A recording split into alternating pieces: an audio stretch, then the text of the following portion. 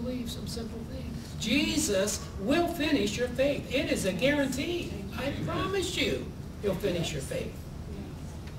And I began to have that belief and understanding long before I ever came out of all the junk that I was in. But I just saw the Lord was so wonderful to reveal his love to me. And I've told this so many times, but it's so important for everyone to know this, because what's true of one is true of all.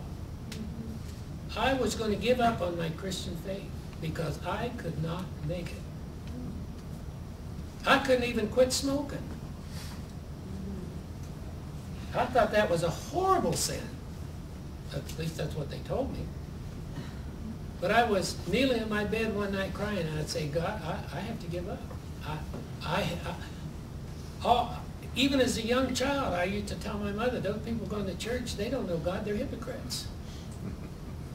And so when I found myself in that position of going to church and loving God, yet, doing all the stuff I wasn't supposed to do and having these, ungodly things come up in my life that I couldn't deal with, I just was at my bed one night crying. I say, God, I can't do it. I should quit. And I heard this. John saw you in the book of Revelation. Imagine hearing that. John saw you in the book of Revelation. That's when I went and really started reading Revelation. And I come to the part where it says every tongue, every tribe, every nation. Not only that, but everything in the heavens, and the earth, and under the earth. Heard I say glory, blessing, honor. When I read that, I heard again, John saw you there. And what's true of one is true of one. From that moment, I knew my destiny. And I still struggled for a long, long time after that, until I realized that I could not overcome my flesh. I just couldn't do it. And so God convinced me, nobody else. The preachers would always condemn me because I was honest with them, told them what I was doing, and they couldn't help me. But I knew, because I heard, Jesus will finish your faith. You have to come to the place, folks, where you will accept yourself exactly where you are, knowing that God does too.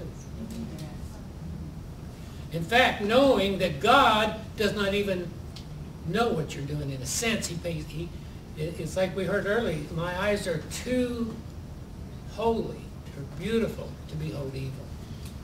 God does not look at Adam. When God looks at you, and see, this is what brought me out of all of that stuff. When God looks at you, he only sees Christ. He only sees the seed. He sees nothing else. And even if it is just a seed, he doesn't look at anything but that. And he says, I will bless you. I will nourish you. I will cherish you. I will send people to minister to you. I will make sure the right books come to you. I am the finisher of your faith. So if we could just get God's people to relax and accept themselves as God does. That's why I say it's futile for religion to try to change people by preaching sin and all of that junk.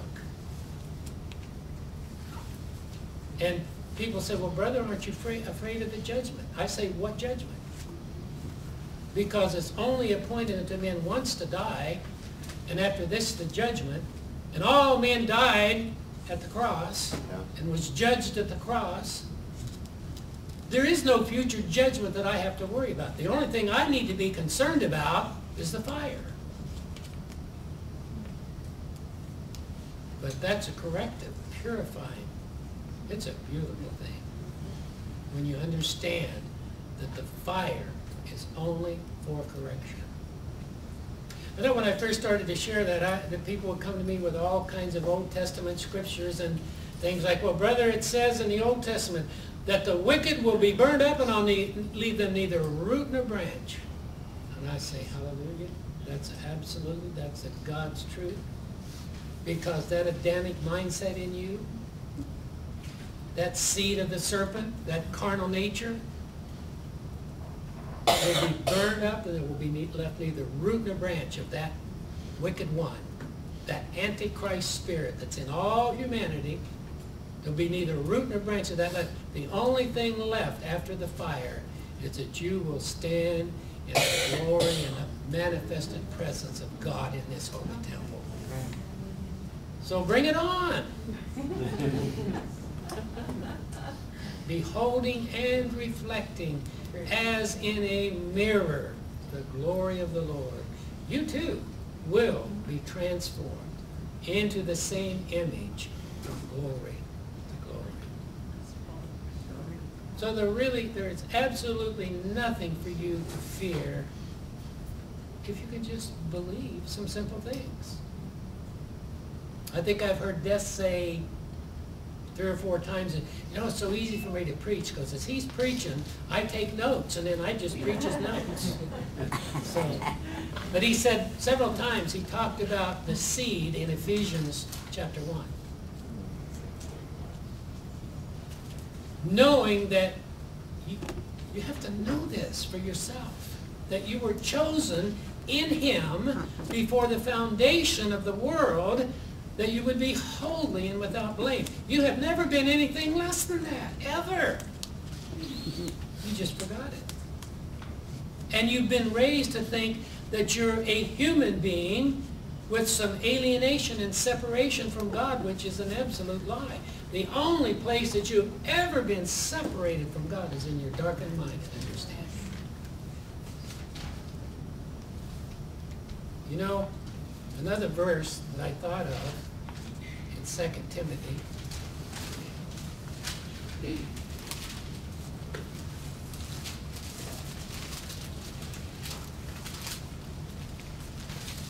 Second Timothy 1:9. You need to really meditate on this stuff until it gets you, until it becomes a part of your being. And you will never condemn yourself again. You will never feel guilty again. Of course, when we do something wrong, we have a sense of correction, but not a condemning, guilty feeling. We just know, well, God, you got some more work to do in me. And it can be that, it's that simple. Who has saved us and called us with a holy calling. Here's a good one. It's not according to our works, but according to his own purpose and grace, which was given us in Christ Jesus. When? Before the world began. Before the world ever began. That day, or that, shouldn't say a day, well, it is a day, it's an eternal day. That we stood and watched as creation was coming into being. I believe we saw ourselves down through the ages. Knowing that as we came here, we were predestinated. There is a seed in us that's pre-programmed to reproduce God on this earth. And I know people that hate to hear me say that. But that's all a seed can do, is reproduce what it is. You were predestinated before the foundation of the world to reproduce God in these temples. We hear so much these days about oneness with God.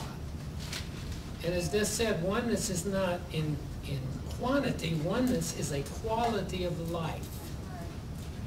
We all have the same life. We are all one in that life. I believe Jesus gave the best definition of it in John chapter 15, I think it is, talking about the vine and the branches.